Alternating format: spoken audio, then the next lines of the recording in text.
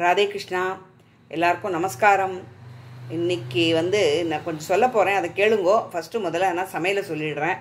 இன்றைக்கி நம்ம தளிகை சாதம், அதுக்கப்புறம் கத்திரிக்காய் காய், முருங்கைக்காவும் சின்ன வெங்காயமும் போட்டு வத்த குழம்பு, தயிர், மாங்காய் ஊறுகாய். இதுதான் இன்றைக்கி நம்ம தளிகை.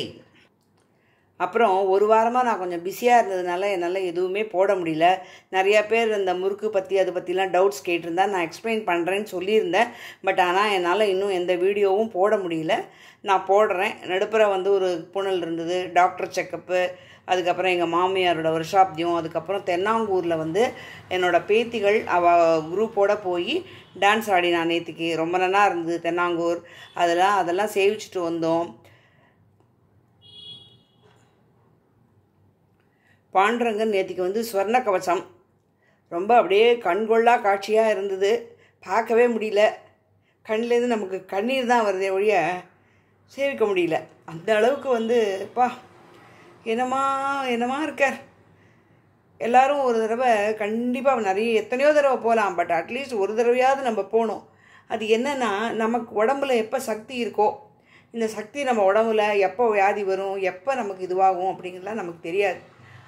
அதனால் நம்மளால் எப்போ முடியுதோ அப்போ இந்த க்ஷேத்திரங்கள்லாம் போய் சேவிச்சு விடணும். அப்புறம் நம்மளால் போக முடியல. ஆனால் பண்டரிபுரம் போலேன்னு பாண்டுரங்கன்னு எங்களை எங்கே கூப்பிட்டா நேத்திக்கு ரொம்ப அற்புதமாக இருந்தது. இன்றைக்கி சந்தன காப்பு அலங்காரம் அவருக்கு வருஷத்தில் ஒரு தடவை தான் பண்ணுவாளாம். அந்த குழந்தை டெய்லி அலங்காரம் பண்ணி அதுக்கு ரொம்ப முடியாமல் போய்டுறது. அதனால் குளிர்ச்சி பண்ணணும் அப்படிங்கிறதுக்காக இன்றைக்கி